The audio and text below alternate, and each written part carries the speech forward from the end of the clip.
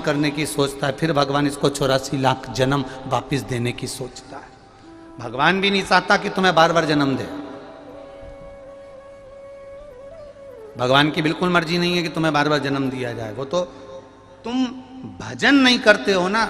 एक लोटा जल देवादिदेव महादेव को नहीं चढ़ाते हो, शंकर की चौखट पर नहीं जाते हो, शिव के द्वार तक नहीं जाते हो, शिव भक्ति में नहीं लगते हो, इसलिए भगवान बार बार जन्म देता है। बार बार जन्म, पुनरपि जननम पुनरपि मरणम, ये जगत गुरु शंकराचार्य जी कहते हैं। फिर जन्म, फिर मृत्यु, फिर जन्म, फिर मृत्यु।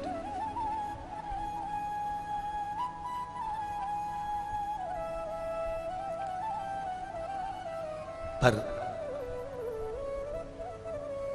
भगवान से कह देना, प्रभु मेरे को अब जन्म मत देना, बहुत मुश्किल है। हम तेरी दुनिया में आकर खो गए, कर ना पाए हरि भजन और सो गए, कर ना पाए हरि भजन। हम संसार सागर में आने के बाद, मृत्यु लोक में आने के बाद फिर फंस गए।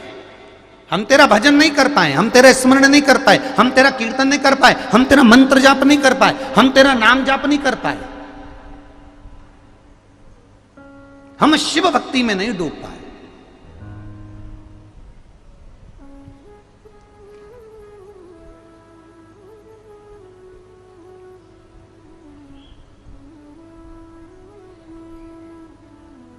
महाराज कहने वाला कुछ भी। एक पत्र बड़ा सुंदर किसी ने भेजा है। उस पत्र में, उत्तर प्रदेश का पत्र है, जिन्हें लिखा होगा उनके स्मरण में होगा कि मेरा नाती बार बार गलती की क्षमा मांगने के लिए, बार बार क्षमा मांगने के लिए, वो देवादिदेव महादेव से प्रार्थना करने के लिए, देवादिदेव महादेव से प्रार्थना करने के लिए शिव मंदिर तक जाता है। उस पत्र में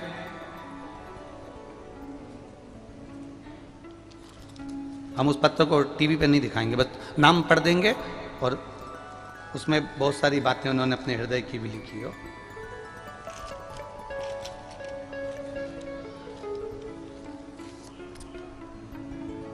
नाम वगैरह दिखा दो भले टीवी पर। राम प्रकाश कौशिक, ग्राम सिमरधरी, इंगलास, अलीगढ़, उत्तर प्रदेश से।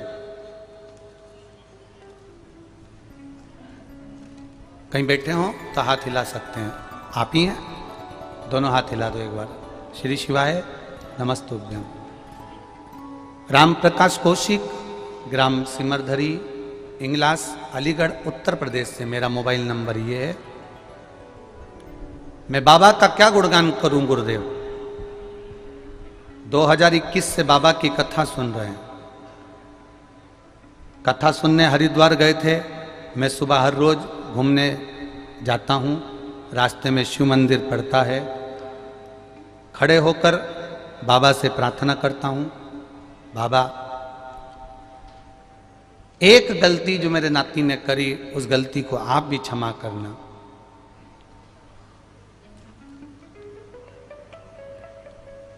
उस गलती के कारण उसको कष्ट हो रहा है, पर आप क्षमा करोगे ये निश्चित है, आप कृपा करोगे निश्चित है। उन्होंने बार बार इस लाइन पर लाइन खींची गई है कि मेरे उसकी गलती को क्षमा करना। उसने गलती कर दी, पर अब कष्ट भी तो, परेशानी भी तो उसी को है। हम यहाँ बाबा से यही प्रार्थना करने आए। बाबा, जीव निंदा कर देता है, जीव शिव की निंदा कर देता है, जीव शिव महापुराण की निंदा कर देता है, जीव शंकर की कथा की निंदा कर देता है, जीव देवादिदेव महादेव की निंदा कर देता है, मंदिर देवालय की निंदा कर देता है। पर उस जीव को जब फिर कष्ट का अनुभव होता है, तब आखिरी में विचार करता है कि वो कष्ट क्यों हुआ। बाबा, मैं बाबा को नमन करने के लिए आया हूं कि जो नाती इतना कष्ट में हो गया था और बाबा की कृपा से जब कुबरेश्वर धाम का स्मरण कर कर कथा को सुनकर एक लोटा जल शिव को चढ़ाना प्रारंभ करा, तब बाबा ने उसको क्षमा कर दिया और बाबा ने फिर उसका हाथ पकड़ लिया। ये शिव तत्व है। बैठो बाबा जी, बैठो माता जी, बैठ जाइए। श्री शिवाय नमस्ते, बैठिए। ये शिव तत्व है हमारा।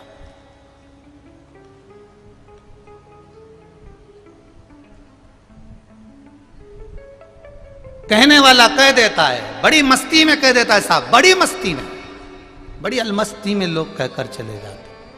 पर रोज प्रतिदिन आरती के बाद हम आपसे एक बात जरूर कहते हैं, सुनिए ना। आरती के बाद क्या कहते हैं कि जितना समय कंकर संकर की भूमि पर रहना, उतना समय आप भजन करना, मंत्र जपना, नाम जपना, स्मरण करना, क्योंकि बाबा ने ना जाने क्यों आपको पकड़कर यहां बुलाया है, ये वही जान सकता है।